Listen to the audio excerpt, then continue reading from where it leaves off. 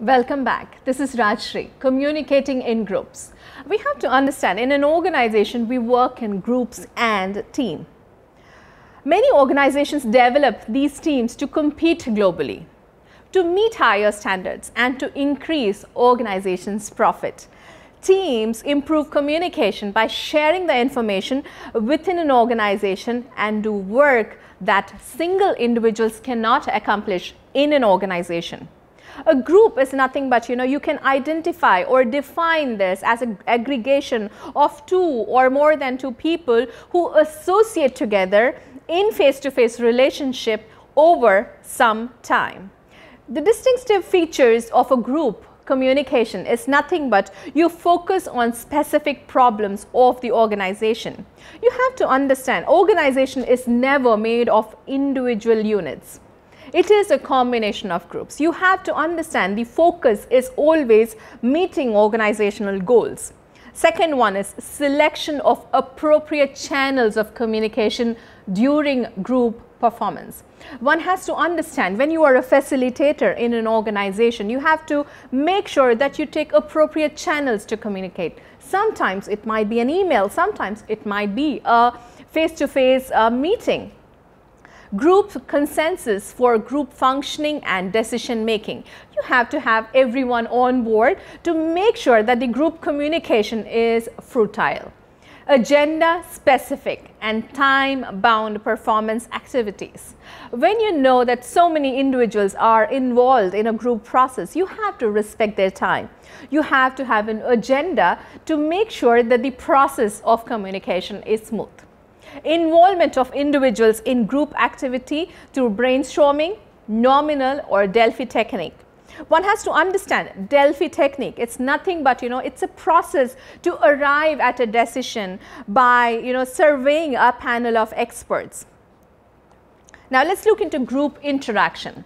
Group interaction in business communication is an instrument for oral communication. It stands for the characteristics of working in group.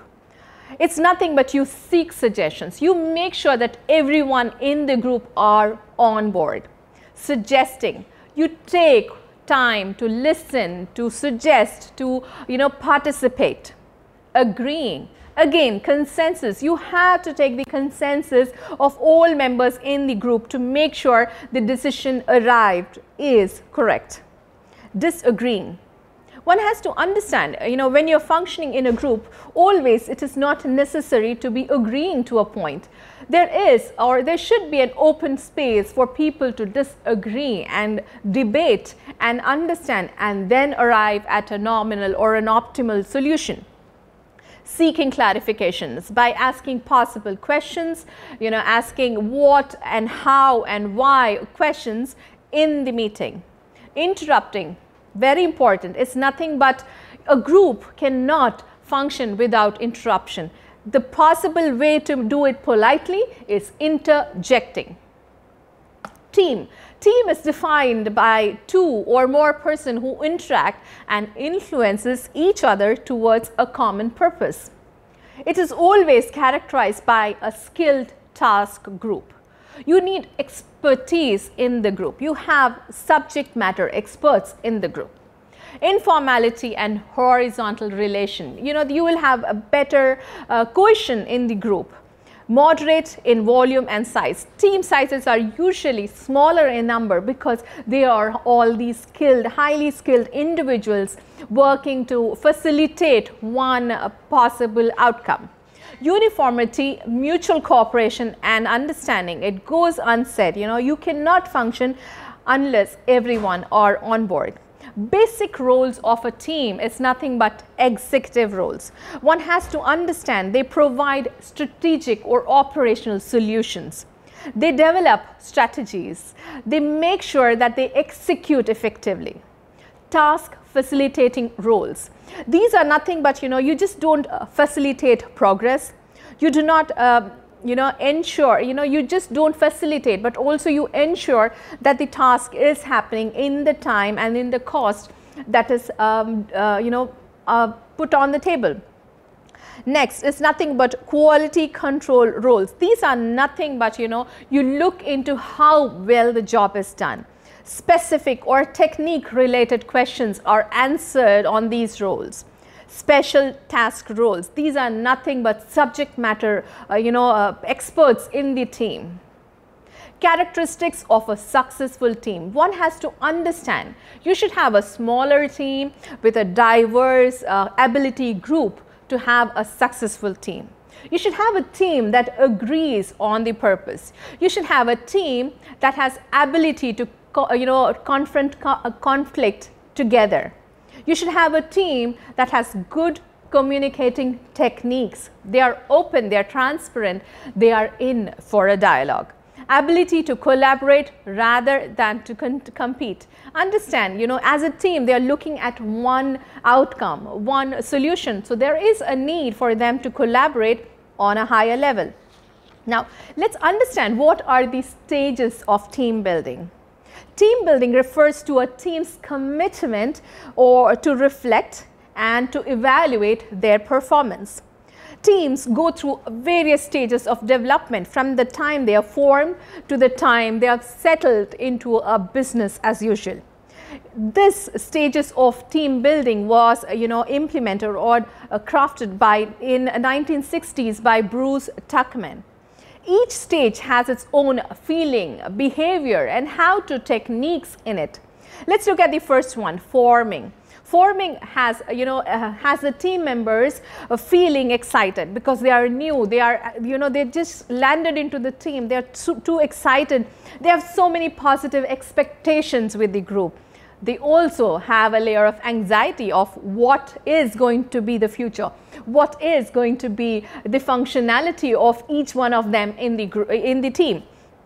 Behavior, people in a formatting stage usually ask, the team members usually ask a lot of questions. They are in the phase of settling, so they want to know more, they want to understand more.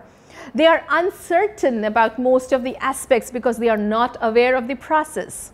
How do you manage in this stage? It's nothing but have clear goals. Have the communication channel open. Do not focus on productivity. Try to focus on settling down the team.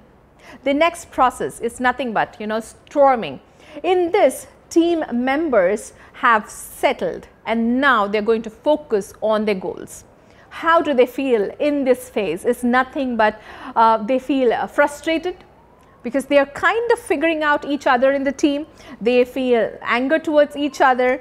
How do they behave? It's nothing but they become a little impolite. They have disagreements in the team, and how to manage them is nothing but have someone to ask the team to refocus, realign their thought process from the people to the job. Now, let's understand the third process, the third step in the process is called norming. As the word says, it is normalcy. It's nothing but you are settling into business as usual. You are looking at reality. You are adjusting almost, you're setting in, you know what is expected of you, you know your team members. Now you're going to focus on getting the work done. Here, how do the people behave in the team is nothing but you try to have in harmony. You try to stand up for each other. You try to back each other up as a team. And how do you handle it? Nothing but giving positive feedback to all the team members. The last stage is nothing but performing stage. As the word says, in this stage, the team is completely bonded with each other. They feel satisfied. They feel as a part of a functioning unit. So you have to understand, people here can have, never die attitude. We are going to do it together attitude. How are you going to do, how are you going to manage these teams in this stage is nothing but reward them, appreciate them, give them collaborative tasks, give them feedback to appreciate, how they have moved from a formatting stage to a business as usual or a productive stage. Thank you.